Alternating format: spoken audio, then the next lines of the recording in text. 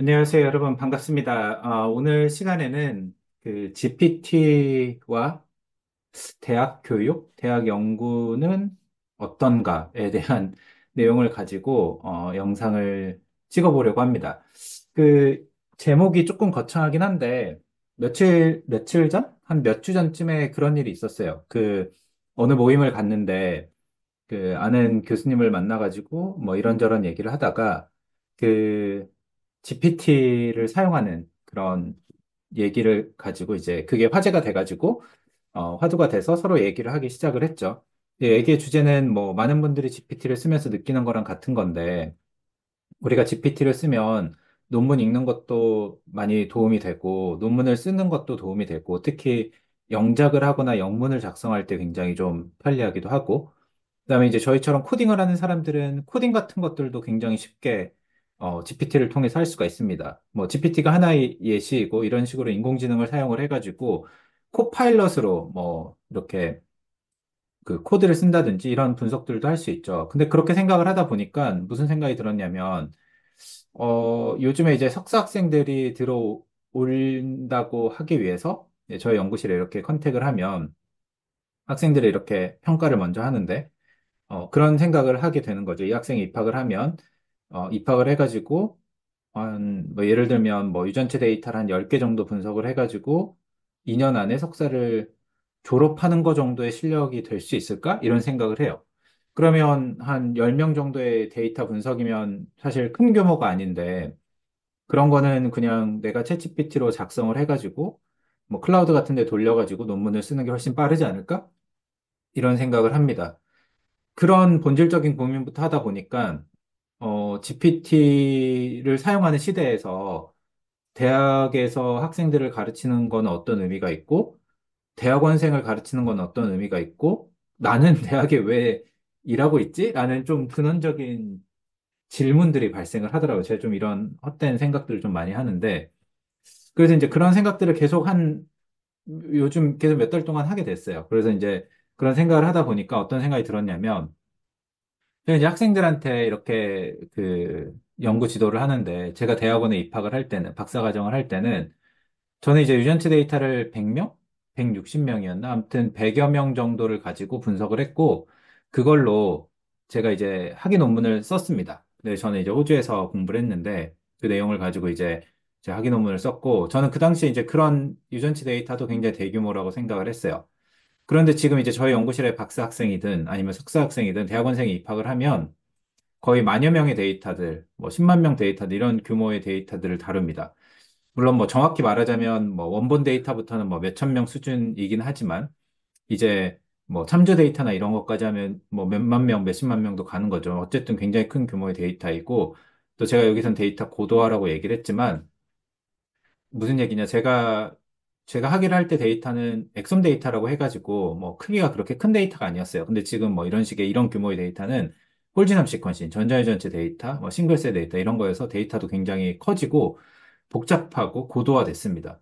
그러다 보니까 학생들이 알아야 될 기본 지식들을 많아졌어요. 그러니까 제가 대학원에 입학을 할 때는 기본적인 분자생물학이나 유전학 정도만 알면 뭐 따라간다라고 저 스스로는 생각을 했는데 그 당시에. 근데 지금 와 생각을 해보면 학생들은 이런 식의 대규모 데이터를 다루기 위해서는 이런 기본적인 과목들도 알아야 되고 또 전문화된 과목들이 있잖아요. 뭐 유전체학, 생물정보 이런 것도 알아야 되고 또 폭넓게는 데이터가 크니까 통계나 프로그래밍, 컴퓨터 구조 또 스페시픽한 이런 유전체 NGS 기술까지도 알아야 됩니다.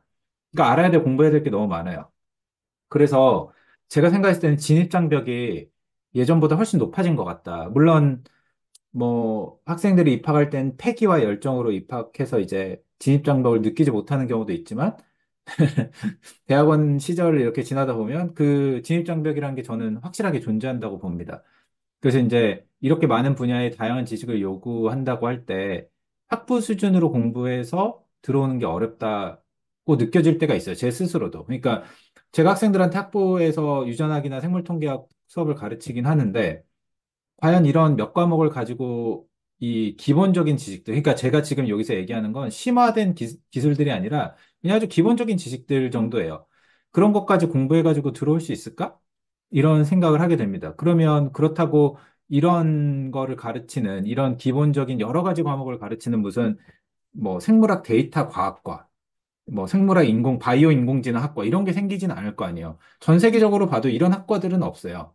왜냐하면 이런 학과의 이름을 가진 학과들은 있죠. 근데 이 전공자들만 모여가지고 되는 학과를 대학이 만든다? 이거는 거의 있을 수 없는 일입니다. 대학의 구조상 그래요. 이건 뭐 이 영상에서 다룰 얘기는 아니지만, 물론 이제 뭐 예를 들면 파스타집을 하다가 마라탕집으로 뭐 상호 전환을 해가지고 같은 요리사가 요리하는 수준으로 가르치려면 그런 학과가 만들어질 수 있겠지만, 대학과 같이 이렇게 보수적이고 어떤 학문의 근간을 다루는 곳에서 사회적인 요구를 빠르게 접목하면서 전적으로 그렇게 가는 학과가 만들어지는 거는 쉽지 않습니다. 그래서 제가 학생들의 상황을 생각을 해보면 다양한 지식을 요구를 할 때 그런 여러 가지 공부들을 하는 것들에 대한 내용도 좀 필요하다. 그래서 이제 저는 어떻게 생각을 하냐면 GPT를 이용을 해가지고 이런 다양한 내용들을 배우는 게 어떻게 보면 굉장히 빠른 미래에 자연스러운 교육 과정이 될 거라고 봐요. 그래서 저는 개인적으로 그렇게 생각을 하는데 뭐냐면 지금은 GPT가 영상을 만들어주진 못하는데 나중에 영상을 만들어주는 GPT-5가 나오면 기본적인 개념들을 쇼츠로 찍을 겁니다.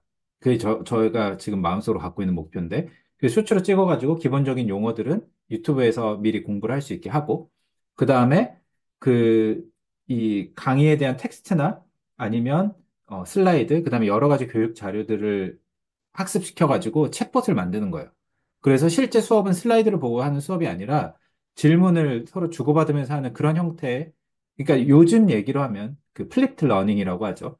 그런 식이 진행될 거라고 봅니다. 왜냐하면 지금은 지식을 자기 스스로 얼마만큼 암기하는 게 중요한 시대가 아니라 어느 지식이 있고 어느 지식을 내가 어떻게 뽑아가지고 사용하는 게 훨씬 더 중요하다라고 봐요. 그래서 이제 그런 게 앞으로의 미래 교육이 되지 않을까라고 개인적으로 생각을 하는데 이거는 나중에 이제 직접 해보고 나서 좀 더 얘기를 해야 되겠죠. 그래서 어쨌든 저는 이제 이렇게 생각을 하는데 이제 GPT한테 물어봤어요. 그러면 이런 장점, 개선점, 목표, 그리고 주의할 점, 뭐 이외에 고려할 지점이 무엇이 있는지를 한번 얘기를 해달라. 그러니까 대학원에서 유전체 데이터 분석을 중심으로 한 연구 진행에 학생들에게 조언을 주시는 건 매우 의미 있는 일입니다. 그래서 GPT와 인공지능 도구를 사용해서 어떻게 이런 요구에 부응할 수 있을지 한번 생각을 해보겠다. 그래서 일단 정보 지식을 위해서 이제 광범위한 그 지식 접근, GPT는 방대한 데이터베이스에 접근할 수 있어서 학생들이 필요로 하는 다양한 지식을 쉽게 접근할 수 있다. 그죠? 그래서 이런 내용도 할 수 있고, 최신 연구 동향 같은 거 파악을 할 수 있다. 그래서 최신 논문 연구 결과를 요약하고 이해하는 데 도움을 줄 수 있다. 이는 빠르게 변하는 학문 분야에 중요하다. 그죠? 그래서 이제 챗GPT에서 이런 내용들, 뭐 예를 들면 누군가가 뭐 어떤 질환에 대한 신약 개발 동향이 궁금하다. 그러면 이렇게 여기에 챗GPT에 물어볼 수도 있고, 아니면 제가 여기서 보여드리는 이 퍼플렉스티라는 곳에 들어가가지고 물어볼 수도 있죠. 여기서처럼 제가 이건 뭐 신약 개발은 아니고 GPT를 이용한 대학 교육에 대해서 알려달라. 그러니까 뭐 사용하고 있는 대학들에 대해서 알려주죠. 고려대학교는 뭘 하고 있고, 국민대학교는 뭘 하고 있고, 성균관대학교는 뭘 하고 있고, GPT를 사용해서 질답이나 뭐 작문 기술 어떤 식으로 하고 있다. 이런 식의 내용들을 정리해주고 링크들도 이렇게 줍니다. 그죠? 그래서 이제 정보 접근성이 향상된다. 그러니까 내가 어떤 A에 대한 주제를 알고 싶다. 그러면 그런 정보들을 빠르게 정리해가지고 준다라고 하는 점이 있습니다. 물론 이 정보가 얼만큼 정확하냐에 대한 판단의 능력을 키우는 건 또 이 정보를 접근하는 사람들이 해야 될 일입니다. 그러니까 학생들은 어떻게 보면 그거에 대해서 학습하는 능력을 더 키우겠죠. 그죠? 이게 지금 제가 여기선 대학원에 대해서 주로 얘기를 하고 있지만 학부 교육도 마찬가지일 거고 효율성이 증가된다. 반복적인 작업에 대한 자동화가 이루어진다. 그래서 보다 이런 것들 자동화가 이루어지면 궁극적으로 뭘 하냐. 이게 중요한데 더 창의적이고 고차원적인 연구에 집중할 수 있다. 그죠? 이 부분이 굉장히 중요합니다. 그러니까 왜 제가 이게 중요하다라고 얘기를 하냐. 그러니까 오늘 얘기를 통해서 GPT 시대에 정말 소위 말해서 학교 교육이라는 게 필요한가, 대학원 교육이라는 게 필요한가, 대학원생이라는 게 필요한가 이런 식의 생각을 하는 것의 끝에는 결국에 인간이라는 거는 창의적이고 고차원적인 활동을 한다라고 하는 게 이제 포인트라는 거죠. 그래서 이제 이런 복잡한 문제에 대해서 연구 속도를 높여 시간을 줄일 수 있고 개인 맞춤화된 학습, 심화된 학습 지원을 할 수 있다. 그죠? 그리고 이제, 그런데 이제 이런 걸 하려고 할 때 아직 GPT의 개선점과 목표들을 좀 생각을 해야 되는데, 일단 데이터 품질. 그러니까 GPT가 제공하는 정보의 정확성을 보정하기 위해서는 데이터의 출처와 신뢰성을 검증하는 과정이 필요하다. 아까 얘기했던 거고, 그죠? 그다음에 모델이 잘못된 정보를 제공하면 거기에 대한 피드백을 줘야 됩니다. 이것도 이제 아까 얘기했던 부분이고요. 그 다음에 이제 윤리적인 고려들, 데이터 프라이버시라든지 공정성 같은 것들 이제 생각을 해야 되고, 지속적인 업데이트 학습이 필요하다. 그래서 최신 기술을 반영하는 거, 뭐 GPT-4.5, 그 다음에 뭐 나중에 나올 버전들, 그 다음에 피드백 시스템 같은 것들 이제 해야 돼서 계속적으로 제가 논문 읽기 시리즈에서 보여드렸던 것처럼 이 논문 읽으면서 주고받으면서, 대화를 주고받으면서 하는 내용들을 좀 해야 됩니다. 그리고 주의할 점은 의존성인 거예요. 그러니까 이게 학생들이 제가 GPT를 한번 사용해 보십시오. 퍼플렉스티를 사용해 보십시오 하면 그것만이 정답이라고 생각을 하십니다. 그죠? 근데 그렇게 하면 자기가 기본적으로, 그러니까 그렇게 의존을 하면 GPT가 잘못된 정보를 줘서의 문제도 있지만 더 큰 문제는 뭐냐면 결국에 이런 것들을 사용하는 건 내가 기본적인 지식을 빠르게 학습하고 문제 해결 능력을 키우는 거에 목적이 있습니다. 근데 이 목표를 달성하지 않고 그냥 쓰겠다는 문제가 있습니다. 그래서 계속적으로 비판적인 사고를 해야 된다. 이 정보가 정말 맞는지, 그리고 이 정보를 가지고 내가 무엇을 할 수 있는지에 대해서 계속 생각을 해야 돼요. 근데 이 비판적으로 생각하는 능력이 사실 특히나 대학원에 와서 이 이공계열의 연구 활동을 하는 학생들한테 굉장히 중요합니다. 그래서 GPT의 내용을 가지고 이제 그런 부분들 좀 생각을 해야 되고, 그 다음에 이제 가이드라인, 사용에 대한 가이드라인이 있어야 되고, 모델의 한계들도 생각을 해봐야 됩니다. 자, 그래서 이제 뭐 학위 논문을 준비하거나 연구 활동을 할 때 대학원생들이 구체적으로 GPT를 사용할 수 있는 방법에 대해서 알려달라. 이 내용은 조금 제가 봤을 때 일반적이었던 것 같아요. 뭐 예를 들면 문헌 조사를 하고 요약을 해달라. 그다음에 연구의 갭. 그러니까 기존에 연구되지 않았던 부분은 무엇인가에 대해서 물어보는 식의 이제 그런 식의 GPT 활용들을 할 수가 있겠죠. 그다음에 이제 데이터 분석이나 처리 같은 게 이제 코딩에 대한 내용이고, 제가 뭐 이런 제 유튜브 채널을 통해서 코딩 내용은 이 GPT를 사용해서 굳이 다루지는 않는데, 왜냐하면 뭐 너무나 잘 돼 있기 때문에 이건 뭐 제가 굳이 다루지 않더라도 그냥 여러분들이 직관적으로 할 수 있을 것 같다고 생각을 하고 있고요. 그다음에 이제 논문 작성을 할 때 논문의 구조를 쓰는 것. 제가 이거 영상을 여러 번 찍었죠. 논문을 구조화하는 게 이제 그 대학원생들이 GPT를 통해서 굉장히 많은 혜택을 볼 수 있는 지점이다. 이게 이제 우리와 같이 한국 사회에서 교육을 할 때 그 보통 일반적으로 교육이 잘 안 되는 부분입니다. 그래서 여러분들이 대학원생들 특히 이 GPT를 이용을 해가지고 논문 구조를 잡는 것들을 한번 해봐라. 그러면 이런 부분들 많이 도움이 될 거고, 초안 작성하고, 뭐 문법 스타일 교정하고, 이런 것들은 이제 많이들 하시는데, 근데 이제 요 부분을 조금 하는 거를 저는 더 추천을 해요. 여기에 시간이 많이 제가 봤을 때 할애됩니다. 이게 거의 제가 봤을 때 50% 이상이에요. 근데 대부분 학생들은 여기를 생각하거든요. 근데 그렇지 않아요. 여기가 중요합니다. 여기가 되게 중요해요. 그래서 이 부분을 많이 한번 생각을 해보시고, 그다음에 이제 연구의 협업이나 발표, 그다음에 연구팀과의 브레인스토밍 세션에서 GPT를 활용할 수 있다. 이거는 제가 뭐 구체적으로 많이 해보진 않았는데 이것도 한번 해보면 좋을 것 같고, 그다음에 프레젠테이션 자료 준비하기, 뭐 이거는 뭐 많이들 쓰시는 거고, 그다음에 코딩이나 뭐 기술학습 자료 이런 거 괜찮습니다.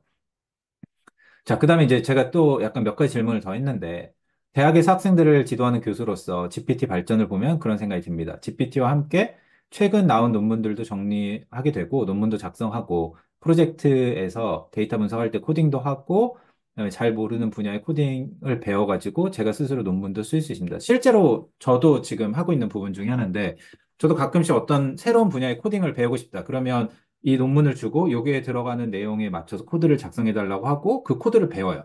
그러니까 뭐 예를 들면 뭐 최근에도 뭐 딥러닝의 새로운 모델이 나왔는데 거기에 들어가는 인풋이나 이런 것들을 이제 기본적인 코드 같은 거 작성해서 제 스스로 한번 해보고 뭐 그런 것들을 하는 거죠. 근데 이렇게 하다 보니까 제가 어떤 생각이 들었냐면 아까 초장했던 거랑 마찬가지인데, 대학에서 연구 활동을 할 때 대학원생이 할 수 있는 많은 부분들을 GPT가 대체하고 있습니다.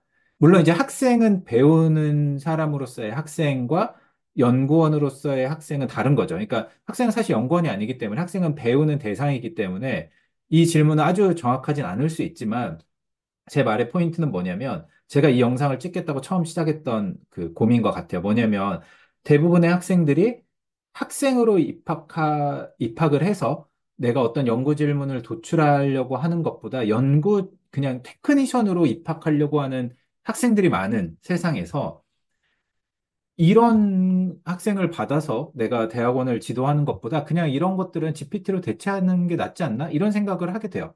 그래서 이제 저도 지도를 할 때 어떤 부분을 더 강점을 해서 해야 되는지를 고민하게 되는 거고, 마찬가지로 입학하는 학생들도 이렇게 GPT가 난무하는 시대에 내가 대학원에 들어와서 어떤 연구의 새로움을 만들어내는 사람으로서 어떻게 해야 되는지에 대해서 고민을 해보게 되는 거죠. 그러니까 쌍방간의 고민이라고 저는 생각을 합니다. 그리고 조금 더 넓게는 대학은 왜 존재하는가? GPT 시대에 어차피 GPT에 물어보면 되는데 대학에 와가지고 굳이 등록금을 내면서 배워야 될 이유가 있을까? 물론 이제 이 얘기는 교수라는 직업을 가진 사람으로서 해야 될 수 있는 질문인지 잘 모르겠지만 저는 이런 생각을 진짜 많이 하거든요. 대학이 왜 필요할까? 어차피 온라인에 다 강의가 있고, 그 다음에, 어, 이 GPT가 이렇게 다 알려주는 세상인데, 나라는 사람이 이렇게 교육을 하는 게 어떤 의미가 있을까에 대해서 진짜 많이 생각을 해요. 거의 한 하루에 한 번 이상씩 생각을 하는 것 같습니다. 너무 약간 잡생각이 좀 많긴 한데, 저한테는 되게 큰 질문이에요. 그래서 대학원에 와서 연구를 한다는 게 학생들에게는 어떤 의미인지가 궁금하다. GPT는 어떻게 생각하는가? 그죠? 저의 생각을 약간, 이렇게 한번, 뭐지, GPT한테도 물어봤어요. 그죠? 대학의 존재 이유는 뭔가? 대학의 존재 이유는 창의성과 비판적인 사고를 하는 곳이다. 그죠? 대학은 단순한 지식 전달을 넘어서 학생들이 창의적이고 비판적으로 사고할 수 있는 능력을 배양하는 곳이다. 라고 생각을 한다고 합니다. 저도 공감을 하고. GPT는 데이터를 처리하고 분석하는 데는 탁월하지만 새로운 아이디어를 창출하고 비판적으로 평가하는 인간의 능력을 대체하기는 어렵습니다라고 겸손하게 얘기를 하는데 저도 동의를 합니다. 그죠? 그다음에 또 한 가지 뭐냐? 인간의 상호작용과 네트워킹. 대학은 학문적, 사회적 네트워킹을 하는 곳입니다. 학생들과 교수, 연구자들의 상호작용을 통해서 형성되는 인간관계와 협업은 중요한 자산입니다. 이는 GPT가 제공할 수 없는 인간적인 경험과 배움을 제공합니다라고 얘기를 합니다. 이게 되게 중요한 포인트인 것 같고, 저는 이 답안을 받았을 때 너무나 공감을 했어요. 왜냐하면, 제가 대학에 와서 수업을 가르치다 보면, 일단 저희 학교 같은 경우에는 영어 강의를 합니다. 근데 저는 영어 강의를 하는 거에 대해서 별로 어려움이 없어요. 물론 제 영어가 뛰어나거나 그런 건 아니지만, 원래 말이 많은 사람이기 때문에, 뭐 영어로 제가 제 의견을 얘기하는 거에 대해서는 저는 별로 어려움이 없습니다. 근데 이게 저의 어떤 영어 스킬을 이렇게 자랑하는 자리가 아니잖아요. 그죠? 내가 대화를 하고 내가 강의를 한다는 건 학생들이 뭘 이해를 하고 있고 어떤 식의 생각을 하고 있는지를 토론을 하는 거고 이해를 파악을 하는 게 굉장히 중요합니다. 그런데, 우리가 영어 강의뿐만이 아니라 한국의 일반적인 강의들은 대부분 교수자가 일반적으로 전달하는 강의들이 많아요.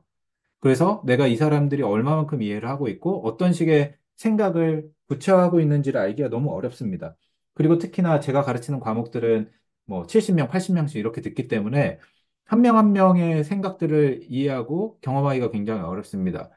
그래서 제가 뭐 레포트를 낸다든지 뭐 발표 수업을 시킨다든지 이런 것들도 이런 물리적인 부분에서 한계가 있다라고 하는 거죠. 그래서 어떻게 보면 그런 관점에서 GPT를 사용하는 교육들은 기본적인 내용들은 GPT를 통해서 제공을 하고 챗봇을 통해서 제공을 하고 그 외에 어떤 하나의 아젠다나 어떤 하나의 그런 그 토픽에 대해서 얘기하고 토론하는 수업들이 되지 않을까? 오히려 약간 그런 생각을 해요. 그래서 대학이 뭔가 학문적이고 사회적인 네트워킹의 장이 될 수 있는 그런 토대가 마련이 되는 거죠. 그리고 또 한 가지는 뭐냐면 저는 이공계에서 수업을 가르치고 있는 사람이고 생물학과에서 수업을 가르치고 있는 사람이지만 우리가 특히 대학에서 공부하는 건 어떤 사회적인 책임이 있기 때문이라고 저는 생각을 합니다. 우리가 공부를 하는 이유는 우리 사회에 뭔가 이로운 것들을 주기 위해서 그리고 배운 사람으로서 새로운 지식을 통해서 그런 걸 사회에 환원하고 있다라고 생각을 하는데 어떻게 보면 우리가 지금 제가 가르치는 과목들을 포함해가지고 우리가 가르치는 과목들은 그냥 지식을 전달하고 암기하고 문제를 잘 푸는 것 정도로 끝나는 것 같아요. 그래서 뭔가 이런 네트워킹의 장이 될 수 있을까? 저는 6년 동안 하면서 그런 네트워킹의 장을 별로 느껴본 적이 없는 것 같아요. 좀 스스로 부끄러운 얘기지만. 그래서 이제 이런 부분들도 좀 본질을 찾아가는 의미에서 좀 될 수 있지 않을까라고 생각을 하고 있고, 그 다음에 대학에는 윤리적, 사회적 책임이 있다. 이런 부분들도 마찬가지의 얘기라고 저는 생각을 합니다. 그래서 GPT 시대에서 대학이나 대학원의 연구 활동들이 어떻게 변화되는가, 이제 보조 도구로 AI를 활용한다. 이런 측면이 하나가 있고, 융합형의 교육 과정을 한다. 그죠? GPT 시대에는 전통적인 학문 분야를 넘어서 융합형의 교육 과정이 필요하다. 데이터 과학, AI, 컴퓨터 공학 등 다양한 분야의 기초 지식을 쌓고, 그죠? 그러니까 아까 제가 얘기했던 것처럼 저는 유전체, 그러니까 현미경이나 이런 실험으로서 생물학 연구를 하는 사람이 아니라 프로그래밍으로 유전이라고 하는 현상을 연구하는 사람입니다. 전통적인 유전학의 사람이 아닌 거죠. 그런데 우리 분야를 알고 싶으면 데이터 과학이나 AI, 컴퓨터 공학 등 다양한 분야의 기초 지식을 알아야 됩니다. 생물학을 전공한 학생들이 알아야 돼요. 그래서 이런 기초 지식을 쌓는 거에 도움을 줄 수 있고 이런 거를 연구 분야에 적용하는 능력을 키울 수가 있다. 그죠? 그리고 실습 중심의 교육으로 갈 수 있다. 그죠? 그래서 이론 교육뿐만이 아니라 실제 문제를 해결하고 그런 거를 하는 그런 실습 교육을 할 수 있다. 이것도 마찬가지 아까 얘기했던 것처럼 플리트 러닝이 되고 챗봇이 되고 그 다음에 나중에는 이제 실제 수업에서는 아젠다를 주던지 아니면 토픽을 주던지 프로블럼 셋을 줘가지고 그런 걸 풀 수 있는 그런 교육이 되지 않을까? 이렇게 생각합니다. 지금 그냥 그걸 저 혼자 한다라고 하면 뭐 제 수업에 조교가 배정된 것도 아니고 그러기 때문에 굉장히 많은 시간이 걸려요. 근데 그런 시대들이 나중에 좀 오지 않을까라고 생각을 하고 있고 대학원에서 연구를 한다는 것의 의미는 뭔가 심화된 전문 지식을 배우고 기술을 습득한다. 그죠? 그 다음에 독창적인 연구 능력을 개발하는 거. 그 다음에 연구 공동체 이론으로 성장하는 거. 이 세 가지 굉장히 중요한 포인트를 얘기를 합니다. 1번은 모두가 공감하시는 거예요. 이거는 뭐 대학원에 왔으니까 당연히 뭐 엄청 새로운 분야를 배우고 기술을 배우고 뭐 프로그래밍 배우고 한다. 이건 다 압니다. 그런데 이 두 가지에 대해서 제가 생각했을 때 지금 대부분 대학원에 오는 학생들, 지원하는 학생들 별로 생각을 하지 않는 부분인 것 같아요. 그래서 이 부분 한번 잘 얘기해 보면 좋을 것 같습니다. 독창적인 연구 능력을 개발하는 거. 그러니까 대학원에 우리가 입학한다는 건 무슨 의미가 있느냐? 대학원에 입학한다는 거는 독창적인 연구를 수행할 수 있는 능력을 개발하는 거고, 문제를 정의하고, 가설을 세우고, 실험을 설계하고, 결과 분석하는 능력을 키우는 거다라고 얘기를 합니다. 그리고 저는 이거를 다른 얘기로 하면 대학원에 와서 연구를 한다는 건 나의 질문을 찾는 거다라고 저는 생각을 해요. 이 나의 질문을 찾는 거다라는 생각을 대부분의 대학원을 지원한 학생들이 그렇게 많이 생각하지 않습니다. 왜냐하면 대학원에 입학해서 그냥 교수님이 주는 연구 주제 해보고 그냥 학원을 다니듯이 대학원에 오는 학생들이 정말 많습니다. 그래서 저도 다른 영상에서 얘기를 했지만 대부분 대학원 지원자들에게 대학원에 오지 말아라 라고 얘기하는 게 사실 이런 부분입니다. 대학원은 사실 학원이 아니거든요. 그러니까 이 내용을 생각하면 학생들이 대학원에 와가지고 뭐 생물정박도 배우고 NGS도 배운다 이렇게 생각하겠지만 사실 대학원은 새로운 지식을 창출하는 곳이에요. 그죠? 새로운 지식을 당연히 학생으로서 창출하는 건 처음에는 어렵겠죠. 그 창출하는 과정을 서로 배워가는 겁니다. 그래서 요 2번의 부분이 중요하다라고 말씀을 드릴 수가 있고, 그 다음에 이제 이 세 번째 부분도 우리가 대학원에 와가지고 할 수 있는 굉장히 중요한 부분. 뭐냐? 연구 공동체 일원으로 성장하는 거. 내가 대학원에 온다? 그러면 그 대학원에 와가지고 지금 현대 과학은 혼자 할 수가 없습니다. 그래서 동료 연구자들과 협업하는 거. 그리고 공동 연구자들, 여러 그런 뭐 교수님부터, 그러니까 지도교수 말고 다른 교수님들, 공동 연구하는 교수님들부터 연구원들까지 다양한 사람들과 함께 하나의 문제를 풀어가는, 그리고 하나의 지식을 만들어가는 그런 과정을 겪어가는 과정이라고 생각을 해요. 그래서 이제 이 부분에 대한 것도 굉장히 중요하다라고 말씀을 드릴 수가 있습니다. 제가 이제 이런 내용을 준비하다가 생각을 해봤는데, 저희 연구실 학생들하고 1년에 한 번씩 그 이어인 리뷰라고 하는 걸 합니다. 한 1년 동안에 있었던 일들을 생각하면서 그 우리 연구실의 프로젝트가 뭐고, 뭐 연구실에서 학생들이 성장을 할 때 뭐가 필요하고 이런 등등의 얘기들을 해요. 그때마다 제가 이제 전반부 때는 그 연구실의 프로젝트가 뭐고 연구 논문이 어떻게 진행되고 이런 얘기를 하고 후반부 때는 지난 1년 동안 학생들을 지도를 하면서 느꼈던 점들, 그 다음에 학생들이 이제 더 연구자로 성장하기 위해서 필요한 부분들에 대한 그런 내용들을 적습니다. 그래서 보통 뭐, 이걸 하면 한 2시간 정도 했는데, 뭐, 올해는 거의 한 3, 4시간 정도 했던 것 같아요. 저 말이 너무 많아가지고. 해주고 싶은 얘기도 되게 많기도 하고, 왜냐하면 그 학생들이 또 학생이기 때문에 모르는 부분들이 굉장히 많은데, 사실 또 반대로 굉장히 더 빨리 알아야지 그 자기가 원하는 연구를 할 수 있거든요. 그러니까 성공한다를 위한 게 아니라 내가 목적해서 대학원에 들어와서 목적했던 바를 이루기 위해서 그걸 온전히 누리기 위해서 그 조금 더 빨리 알면 좋겠다라고 생각하는 부분들이 있습니다. 그래서 제가 그런 얘기들을 좀 했는데 아까 그 GPT가 줬던 뭐 독창적인 연구 수행, 그 다음에 공동 연구에 대한 부분을 위해서 제가 좀 몇 가지 내용들을 적어봤습니다. 그래서 대학원에 입학한다라고 하는 건 결국에 어떤 질문을 만나고 네, 어떤 기술을 연마하느냐에 따라 다르게 진화를 합니다. 대학원에 들어오는 학생들은. 그죠? 그래서 처음에 대학원에 올 땐 그냥 이런 EV 같았지만 나중에 많은 시간이 지나면 뭐 불타입으로 갈 수도 있고, 저 기억이 안 나네요. 저희 그 아이와 함께 열심히 공부를 했는데, 저희 아이는 지금 포켓몬 그 박사 후 연구원 과정인데, 저는 아직도 박사를 하지 못했습니다. 그래서 잘 모르겠어요. 이게 뭐지? 얘는 뭐죠? 어쨌든 아시는 분 댓글로 좀 달아주시고, 어쨌든 불타입 뭐, 이런 건 알아요. 그 전기 타입, 물 타입 이렇게 간다는 건 압니다. 이건 에스퍼 타입인가? 어쨌든, 대학원에 입학하면 모든 사람들이 석사나 박사를 하지만 이 끝에는 어떤 식의 직업을 갖는지는 굉장히 다양합니다. 그래서 그냥 일반적으로 우리가 생각할 수 있는 대학의 교수가 된다. 정부 연구소의 연구원이 된다. 부터 뭐 회사원 연구하는 그 회사의 연구원이 된다. 그 다음에 뭐 정책 쪽에 담당하는 뭐 그런 그 과학 정책의 담당자가 된다. 과학 커뮤니케이터가 된다. 그 다음에 뭐 컨설팅 회사에 뭐 그런 연구원으로 들어간다. 뭐 또 굉장히 다양합니다. 그죠? 그래서 연구자들은 어떤 질문을 내가 갖고 있느냐, 그 다음에 어떠한 기술을 배우느냐에 따라서 굉장히 달라지게 된다라고 말씀을 드릴 수 있습니다. 저의 짧은 이력을 좀 말씀을 드리면, 저는 2010년에 되게 우연하게 호주로, 이민을 가려고 호주로 갔습니다. 그래서 이제 거기서 석사를 입학하게 됐고, 그리고 이제 우연하게 NGS 랩에 들어가게 됐죠. 그래서 이 NGS 랩에서 그 유전체 기술을 배웠습니다. 그래서 굉장히 여러 동료들한테 연구를 배우게 되고, 저희 가족들 모자이크 처리를 했었어야 되는데. 그리고 이제 거기서 이제 유전체 연구들도 배우고, 이제 논문도 쓰게 됐죠. 그래서 이제 첫 논문을 이제 이때 8명의 데이터를 가지고 논문을 이렇게 준비하면서 써야겠다 이렇게 생각을 했습니다.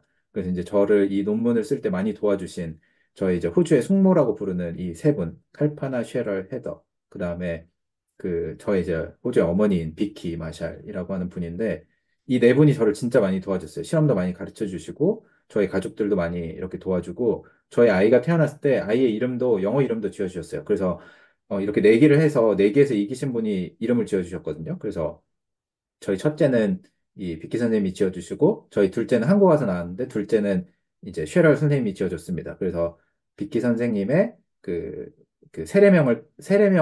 세례명이 아니라, 세례명이면 안 되지, 여자분이니까. 그래서 이분의 성인 탄신일, 그러니까 이분의 생일에 탄생한 성인이 있다라고 하더라고요. 카톨릭에서. 저는 카톨릭은 아니지만. 그래서 이제 그 이름을 지어줬고, 그 다음에 이제 쉐럴 선생님은 자기의 딸의 이름을 이렇게 해가지고, 저희 둘째를 지어줬어요. 그래서 어쨌든 그 얘기가 딴 얘기로 갔는데 그래서 이제 이렇게 엑솜 논문을 준비를 해가지고 이 비교하는 논문을 썼는데요. 이렇게 논문을 쓰다 보니까 어, 큰 꿈에 부풀기 시작했습니다. 논문이라는 걸 이렇게 내가 쓸 수 있구나. 그리고 논문도 제가 처음으로 써보고 이거 쓰면 진짜 좋은데 논문이 나갈 수 있지 않을까 이렇게 생각을 했는데 이렇게 논문을 다 쓸 때쯤 2011년 9월에 어떤 논문이 나왔냐면 마이크 슈나이더 스탠포드 그룹에서 이 논문이 나왔습니다. 그래서 제가 하려고 했던 거랑 완전히 똑같은 형태의 논문이 네이처 바이오텍에 나왔어요. 그래서 여기에 이제 들어가셨던 롱첸이라고 하는 분이 있는데 제가 여기에 이제 사람들의 이름을 다 기억하고 있었죠. 그냥 언젠가 학교에서 만나면 떤 사람인지 지켜봐야겠다 이렇게 생각을 해가지고 근데 나중에 이제 롱첸이라는 분을 다른 학교에서 만나가지고 막 대화도 많이 하고 했었어요. 되게 이제 그때 당시에 얘기를 하면서 되게 뭐 이렇게 뭐 재밌게 지냈었죠. 그리고 이제 제가 석사 거의 끝날 때쯤 그때 이제 저는 일루미나 기술을 가지고 배우고 있었기 때문에 그 당시에 호주에서 이제 일루미나를 담당했던 브라이언이라고 하는 선생님이 일루미나가 그때는 이제 굉장히 큰 회사가 아니어가지고 사람들 계속 리크루트를 하고 있었습니다. 그래서 일루미나의 그 테크니션으로 자리를 이렇게 좀 알선해 주겠다. 나를 추천해 주겠다. 해서 샌디에고를 갈 거냐. 그래서 뭐 이렇게 갈까 말까 약간 이런 생각을 하고 있던 찰나에 이제 연구실에 그 같은 연구소에서 다른 곳에서 이제 박사를 하면 어떻겠냐라고 해서 이제 오퍼가 왔습니다. 그래서 이제 박사 지원서를 내고 그다음에 이제 그 장학금도 많이 받았죠. 그래서 학비도 많이 받고 거의 한 7천만 원 받았어요. 그래서 되게 좋았습니다. 그래서 제 스스로 뭔가를 처음으로 해보고 제가 하고 싶은 연구에 대해서는 막 쓰고 했으니까 되게 좋았던 기회였습니다. 그리고 마찬가지로 이제 박사를 시작하면서 이제 자폐 엑솜, 그러니까 전 주로 자폐를 연구를 했으니까 호주인들의 엑선 유전체 분석 연구를 하자. 그래서 저희 지도 교수님이 저 이렇게 입학하기 전에 이렇게 면담을 이 시기 때 할 때쯤에 이런 데이터를 얻으면 네이처를 쓸 수 있다 막 이렇게 꼬셨어요. 그죠. 그래서 4월 3일에 이제 박사를 시작했는데 4월 4일 날 출근을 하니까 그 네이처의 자폐 연구 엑선 데이터가 세 편이 발표가 됐습니다. 그래서 조금 실망을 했지만 여기 이제 1저자로 들어간 스테판 샌더스라고 하는 분을 또 이제 이름을 기억하죠. 이때랑 똑같아요. 연구가 나오면 이 사람들의 이름을 잘 기억합니다. 이렇게 해가지고 어떤 사람인지 누가 있지? 막 이렇게 다 봅니다. 그래서 이제 나중에 제가 이제 연구를 하고 이렇게 여러 가지 뭐 데이터도 만들고 이제 논문도 쓰고 하다가 나중에 이제 이 논문을 가지고 학회를 참석을 했습니다. 학회를 참석해서 스테판 교수님을 만났어요. 그 일저자의 그 논문의 그 교수님을.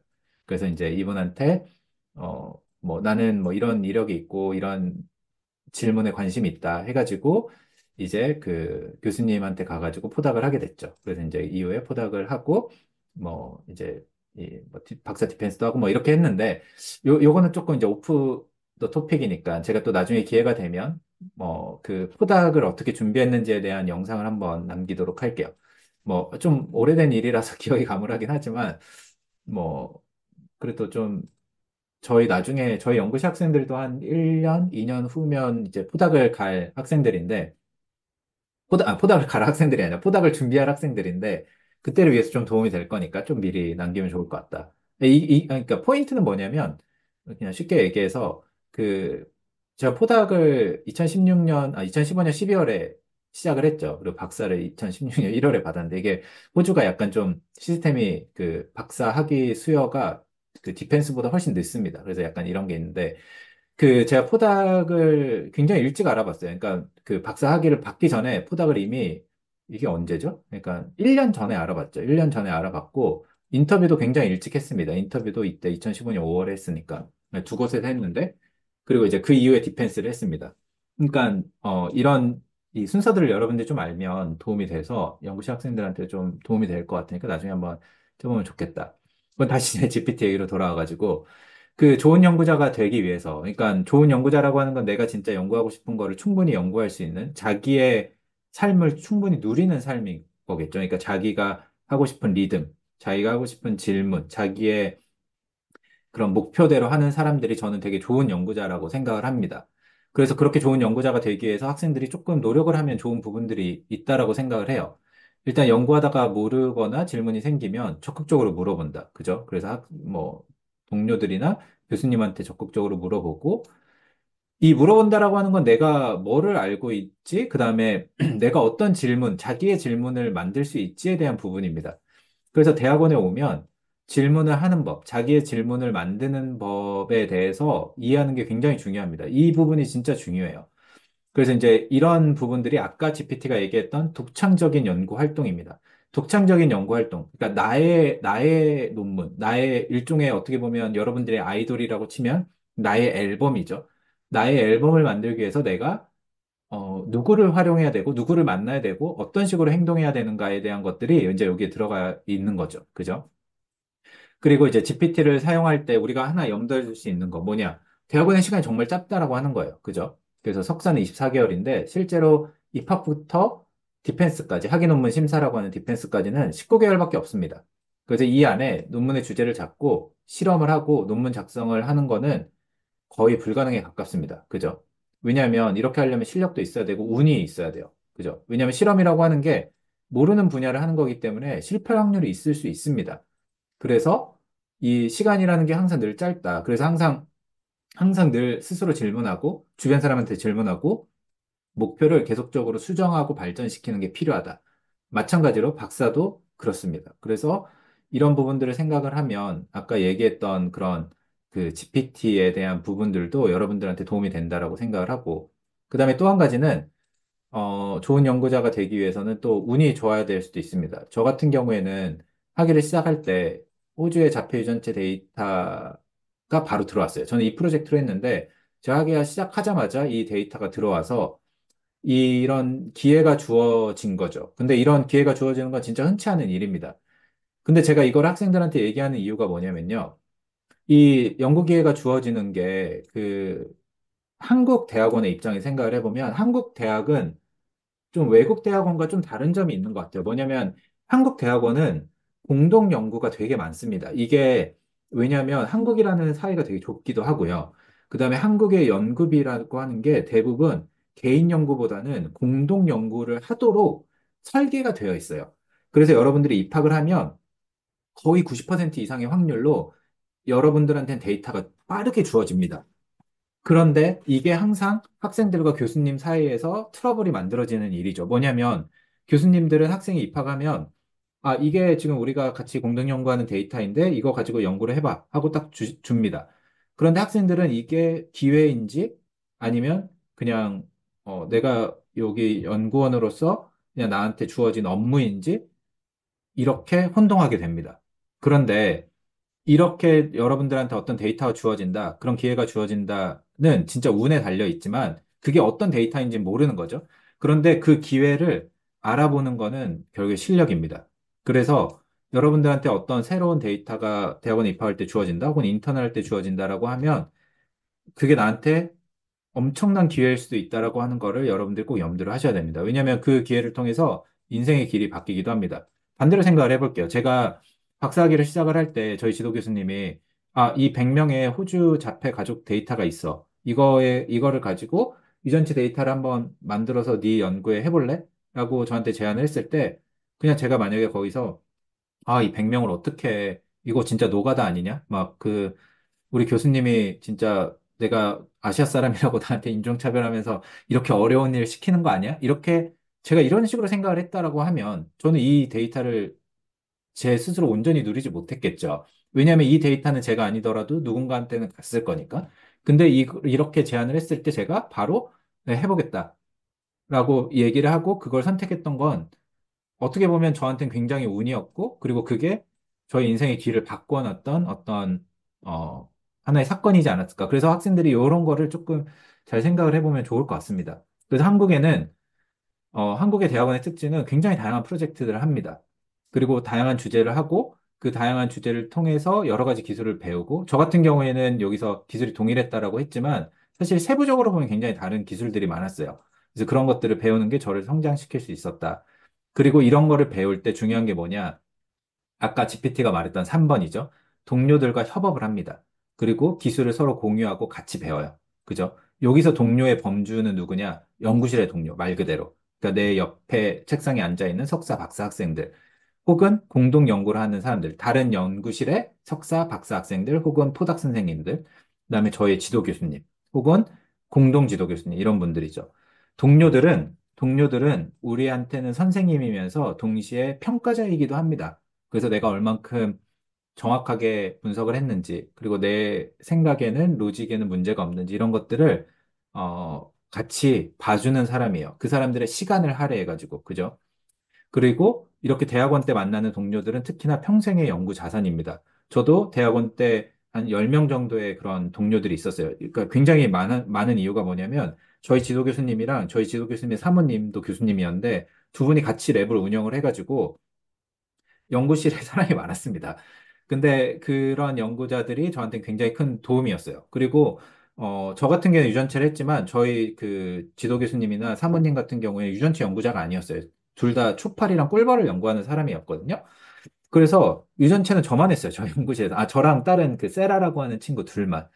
그래서 제가 다른 학생들은 뭘 했냐, 뭐, 초파리한테 뭐 깃털 줘가지고 초파리를 열받게 해서, 초파리 아니라 꿀벌한테 깃털을 줘서 꿀벌을 열받게 해가지고 공격 행동이 뭔지 뭐 이런 거 하고, 어떤 친구는 꿀벌 말고 잠자리도 했는데, 잠자리가 짝짓기 할 때 색깔이 어떻게 변하는지, 그 다음에 눈의 색깔을 어떻게 받아들이는지, 뭐 이런 거를 했었던 친구들이에요. 그러니까 분야가 다르죠. 그렇다고 제가 그 사람들이랑 교류를 안 했냐? 굉장히 열심히 친하게 지냈습니다. 그리고 제 논문이 그냥 일반적인 생물학자들이 했을 때 어떻게 이해될 수 있는지를 물어봤어요. 그죠? 그러니까 100% 전공자가 아닌 사람들이 봤을 때도 이해하기 쉬우면 정말 잘 쓴 논문이기 때문에 그래서 그런 것도 물어보고 영어 같은 것도 물어보고 굉장히 많은 도움을 받았죠. 그래서 대학원 때 동료들은 평생의 연구 자산이다. 그래서 동료들한테 늘 감사하고 존중하는 게 필요하다. 그다음에 인턴 때 가르쳐주는 대학원생이나 교수들은 시간이 남아서 하는 게 아니라 서로한테 굉장히 많은 시간을 쏟아 부으면서 이 사람들과 내가 같이 연구할 수 있는지를 보는 거다. 그래서 이런 것들을 여러분들이 이해를 하시면 좋습니다. 그 다음에 또 한 가지, GPT가 할 수 없는 거. 뭐냐면, 그러니까 저희 같은 경우는 환자 데이터들 많이 보고 있고, 가족들 데이터들 많이 보고 있는데, 그 데이터들 안에는 굉장히 많은 사람들의 삶이 들어 있습니다. 그죠? 그래서 저희 같이 자폐를 연구하는 사람들은 그 부모님들은 굉장히 좀, 어떻게 보면 삶에서 아주 녹록하지 않은 삶을 사는 거죠. 그러니까 내 아이가 왜 그럴까에 대해서 막, 뭐 인터넷만 보더라도 막 이렇게 이 고민을 토로하는 분들도 굉장히 많고, 그리고 이런 사람들이 이제 연구에 참여하기 위해서는 굉장히 많은 희생이 필요합니다. 그래서 뭐 예를 들면 저희 같은 경우에는 뭐 분당 서울대병원에서 이제 연구를 같이 하는데, 자폐 검사를 받기 위해서 아이들을 데리고 부모님들이 연차를 쓰거나 월차를 쓰거나 아무튼 휴가를 써가지고 데리고 와요. 그리고 이제 아이들은 굉장히 어린 아이들인데 오랜 검사도 받고 체열도 합니다. 그래서 우리가 보고 있는 데이터는 몇 줄에 불과하거나 몇 기가바이트에 불과하지만 그 안에는 굉장히 많은 사람들의 노력이 들어가 있습니다. 그래서 우리가 이 사람들의 기억을 하고 내가 연구를 하는 것의 궁극적인 목적이 무엇인가 생각하는 거는 굉장히 중요합니다. 그게 우리가 어떻게 보면 지식인으로서의 필요한 그런 삶의 모습인 거죠. 삶의 지향점인 거죠. 이런 것들은 GPT가 할 수 없다. 왜냐하면 인간이 인간을 이해하고 그다음에 인간이 인간에 대해서 호기심을 갖는 건 인간이 할 수 있는 일입니다. 그죠? GPT는 굉장히 똑똑하고 많은 것을 알고 있을지 모르지만 그 GPT가 인간에게 관심을 가지면서 인간의 이런 복잡성을 이해하기 위해서 연구를 하겠다라는 생각을 하진 않잖아요. 그래서 이런 부분에 대해서도 우리가 좀 생각을 하면 좋을 것 같고, 그리고 저희 개인적인 또 이 퍼스널 노트는 그 저한테 이렇게 처음에 실험을 많이 가르쳐 주셨던 칼파나 파텔이라고 하는 이 선생님이 계시는데, 이분은 사실 영국 사람이에요. 그죠? 이 모습을 보시면 인도 사람들 같지만 짐바브웨라고 하는 곳에 그 2차 세계대전 때 인도인들이 영국으로 많이, 아니, 짐바브웨로 많이 이주를 했어요. 그리고 거기에 가서 이제 영국인들도, 왜냐하면 그때 영국이 짐바브웨를 점령을 했기 때문에 그 영국은 식민지를 되게 많이 다뤘잖아요. 그리고 이제 나중에 2차 세계대전이 끝나고 짐바브웨에 있었던 뭐 인도인들, 영국인들이 다시 이제 영국으로 돌아갔죠. 그래서 이제 영국의 시민권을 받고 이제 이제 그 이분들의 이제 어머니 아버지들이 그랬을 거고, 이제 이분들은 이제 이후에 영국에서 교육을 받으시고 나중에 이제 호주로 와가지고 정착해서 살았습니다. 그래서 이제 칼파나 선생님이랑 이제 남편이 이제 허스범, 이제 되게 좋으신 분인데, 이분의 아들이 이제 자폐로 진단을 받으신 분인데요. 시범이라고 하는 친구. 새를 굉장히 좋아합니다. 그래서 이제 같이 밥 먹으러 나가면 그 계속 새 얘기만 해요. 그래서 거의 유무 선생님입니다. 그래서 되게 많이 친하게 지내는데, 그 칼파나 선생님은 저한테 이제 유전체 데이터를 만드는 거를 가르쳐 주시기도 했고, 그다음에 이제 자폐 가족의 삶도 좀 많이 알려주신 분인데, 뭐 이런 분들의 삶을 보면서, 그러니까 칼판 선생님도 사실 일주일 내내 이렇게 일하지는 못했어요. 왜냐면 아이가 이제 그 첫째가 이제 그렇기 때문에 그 이제 시설에 이렇게 교육도 받으러 다녀야 되고 막 그래왔기 때문에 이제 칼판 선생님 한 일주일에 4일, 뭐 3일 이런 식으로만 일을 하셨는데, 이제 이런 분들을 보면서 아, 내가 어떻게 보면 데이터에서 보는 그런 사람들의 모습들이 이런 모든 사람들의 수고를 통해서 이루어지지 않았을까, 이런 생각을 많이 했습니다. 그래서 이제 우리가 이제 데이터를 다룰 때, 그다음에 이제 GPT가 하지 못하는 어떤 대학의 궁극적인 사람으로서 할 수 있는 그런 연구에는 우리가 사람을 이해하는 것에 있지 않나, 이런 생각을 하게 되는 거죠. 그래서 이제 여러분들 그런 부분을 좀 고민해 보시면 좋을 것 같고, 그다음에 이제 베스트 스튜던트는 제가 예전에 한번 얘기를 했는데, 제가 처음에 대학원에 들어갈 때 이제 존 마틱이라고 하는 분한테 이제 NGS를 배우게 됐고, 이번 이제 나는 베스트 스튜던트랑 일을 한다. 그래서 베스트 스튜던트란 뭐냐? 막 이런 식의 생각을 했습니다. 그래서 뭐 할바드 학부생, 토익 4,800점, 뭐 이런 게 아니라, 제가 생각했을 때 베스트 스튜던트, 제가 이 존 교수님의 이 질문에 대해서 진짜 10년 넘게 생각을 해보니까, 베스트 스튜던트는 결국에 본인의 질문이 있는 학생이다. 그죠? 그래서 대학원에 올 때 어떤 연구를 하고 싶은지에 대한 질문이 있어야 된다. 그리고 대학원에 오면 질문을 발굴하고 그걸 보다 구체화하는 시간이다 라고 생각할 수 있습니다. 그러면 무엇이 중요하냐? 지도교수는 질문을 주는 사람이 아닙니다. 이거를 착각하시면 안 돼요. 이게 지도교수로서도 굉장히 많이 유혹을 받는 부분입니다. 내가 이 질문을 줘서 이 학생이 나의 연구원처럼, 나의 테크니션처럼 연구를 했으면 좋겠다라고 생각을 하는 순간이, 그런 욕구가 드는 순간이 되게 많이 듭니다. 이게 저도 아직 배워가는 과정이고 되게 어려운 부분이에요. 그런데 사실 지도 교수는 그 과정을 지켜보고, 그러니까 과정이라는 건 대학원생 스스로가 질문을 발굴하고 구체화하는 거죠. 그리고 거기에 방향 설정에 도움을 주는 정도입니다.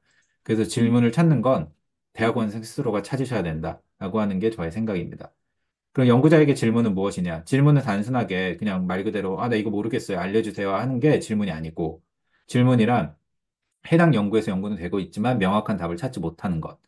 해당 분야를 진보할 수 있는 새로운 생각. 이게 바로 질문이다. 라고 저는 얘기를 할 수 있습니다. 그래서 질문을 발굴할 때 필요한 게 뭐냐? 사전 연구를 조사하는 거. 그죠? 연구라고 하는 건 전에 영상에서 설명했듯이 이렇게 어벤져스 시리즈로 이렇게 나오는 것처럼 순차적으로 등장을 합니다. 그래서 이런 연구를 조사할 때 여러분들 GPT를 사용을 해가지고, 어, 이 사전 연구들을 좀 빠르게 읽고 구조화시킬 수 있겠죠. 이런 부분들을 여러분들 할 수가 있을 거고, 그 다음에 사전 연구를 조사할 때 여러분 생각하면 좋은 게 전 세계 연구자는 단 한 명도 동일한 연구를 하지 않습니다. 이게 저는 제가 대학원을 다닐 때 되게 저한테 위로가 됐던 얘기였던 것 같아요. 본인이 어떤 질문을 가지기 시작을 했다라고 하면 그 질문은 전 세계에서 여러분들만 하고 있는 질문입니다. 그리고 그 질문을 완성하는 것도 본인 자신입니다. 그죠? 제가 대학원을 다닐 때 저를 사로잡았던 질문은 자폐라고 하는 진단은 하나인데 왜 자폐에는 굉장히 많은 유전자가 나타났고 그리고 그 많은 유전자라고 하는 건 자폐에 어떤 의미가 있고 그 다음에 자폐를 구성하는 생물학, 뇌가 발달할 때는 어떤 의미가 있는지에 대해서가 제가 너무 궁금했던 질문이고 저를 사로잡았던 질문입니다. 물론 이런 비슷한 질문을 한 사람들이 당대에 몇 사람들이 있었지만 저는 이 질문은 전 세계에서 저만 한다라고 생각을 했습니다. 그래서 이 질문을 공부하기 위해서 저만의 지식 체계를 구축하고 저만의 사전 연구들의 체계들을 구축하면서 공부를 했었어요. 그래서 여러분들 대학원에 오시면 A라는 주제가 재밌으니 한번 해보자라고 지도 교수가 얘기할 수 있지만 사실 지도 교수도 그 연구를 100% 알지 못합니다. 그냥 한번 해보는 얘기일 수도 있어요. 그래서 사전 연구를 조사하고 논문을 읽는 거를 스스로 해야 됩니다. 스스로 구원을 해야 됩니다. 그죠? 그래서 이제 이렇게 하다 보면 대학원에 오면 학생들이 많이 하는 그 불평들, 김 박사네 불이게 많이 나온 얘기. 우리 교수님 이 프로젝트에서 아는 게 아무것도 없어. 진짜 교수가 맞냐? 이렇게 얘기합니다. 근데 이거는 한국의 특이 아니에요. 동서고금을 막론하고 어디에도 있습니다. 왜냐하면 제가 얘기했잖아요. 대학원에서 연구를 하는 건 당신의 질문을 하는 겁니다. 그죠? 연구라고 하는 거는 학원이 아니에요. 남들이 알지 못하는 것을 알아가는 행위입니다. 그렇기 때문에 지도 교수도 그 연구가 될지 안 될지 몰라요. 그죠? 저희 지도 교수님, 제가 말씀드렸던 건 저희 지도 교수님은 초파리와 꿀벌을 통해서 학습 기억을 공부하시던 분이었어요. 근데 저는 전혀 생뚱맞게 환자의 유전체 데이터를 분석하는 사람이었습니다. 저희 지도 교수님 그런 얘기를 진짜 많이 했어요. 학생, 이 연구 프로젝트의 캡틴은 너다. 너야. 이런 얘기를 많이 했어요. 제가 이 얘기를 3년 동안 들으면서 저희 지도 교수님 진짜 참 무책임하다라고 생각을 했지만, 네, 그 말이 맞았습니다. 그죠? 이거는 저를 정말 성장시키는 질문이었다. 그래서 이제 이런 부분들에 대해서 여러분들 생각을 하시면 좋을 것 같고요. 뒤에 몇 가지 더 얘기들이 있는데, 요 얘기를 한번 더 해보면 좋을 것 같습니다. 만남에 대한 얘기. 아까 이게 챗GPT가 얘기했던 우리가 독창적인 연구 능력 개발 아까 얘기했고, 이 연구 공동체 일원으로서의 성장, 이 3번에 대한 얘기인 것 같은데, 이 얘기를 좀 하면, 공동 연구를 통해서 외부 교수님께, 교수께? 교수님께 많은 지도를 받을 수 있습니다. 그래서 저희 연구실 같은 경우는 뭐 이런 여러 가지 연구에 대해서 뭐 A 교수님과 B 교수님과 C 교수님과 이렇게 연구를 하고 있어요. 제가 여기 사실 교수님 이름들을 저희 연구실 학생들한테 할 때는 다 썼는데, 여기 교수님 이름이 너무 많아요. 그러니까 사실 저희가 하고 있는 프로젝트가 막 거의 한 수십 개가 되는데, 정말 많은 교수님들과 연구를 하고 있고, 사실 저는 그게 굉장히 재밌습니다. 그래서 그 기본적으로 연구실이 좀 그런 식으로 연구를 하고 있는데 그래서 이제 자문을 받거나 공유하는 부분들이 굉장히 많다. 다른 연구실들과 함께. 그리고 이렇게 하다 보면 재밌는 게 뭐냐? 어, 다른 사람의 굉장히 재미난 질문들을 같이 쉐어하면서 공유하면서 저도 또 새로운 연구들을 할 수 있다. 이런 부분이 되게 재밌는 것 같고요. 이렇게 공동 연구를 하다 보면 이제 논문을 쓰는 것뿐만이 아니라 우리가 연구 커리어에 있어서 뭐 여러 가지 그런 그 단계별 성장을 할 때 추천인들을 확보할 수 있습니다. 그죠? 추천인들이 뭐냐? 시간을 내서 기꺼이 나를 보장해 줄 수 있는 사람입니다. 개런티 할 수 있는 사람이에요. 내가 이 학생이랑 이런 연구를 해봤는데 이 친구 정말 잘하고 그다음에 같이 연구하기 좋다. 그래서 같이 한번 일해볼 만하다. 그리고 이 추천서 한 장이 모든 직업의 결정권을 만들어냅니다. 이게 특히나 미국은 더 심하고 한국도 요즘에 점점 그렇게 되는 것 같아요. 왜냐하면 학벌이나 논문의 실적 같은 것들이 되게 중요하긴 하지만 그 사람이 어떤 생각을 갖고 있는지를 오랫동안 봤던 사람의 글이 저는 더 중요한 것 같아요. 그래서 이제 이런 부분들에 대해서도 공동 연구들이 되게 중요하다. 이건 GPT가 할 수 없는 부분이죠. 그래서 이제 이런 공동 연구를 잘하기 위해서 뭐를 하면 좋겠냐. 여러 가지를 제가 학생들한테 가르쳐 줬지만 그 중에 하나는 연구 미팅을 할 때 연구 미팅을 왜 하는지를 학생들이 좀 이해하면 공동 연구를 할 때 좀 좋은 것 같아요.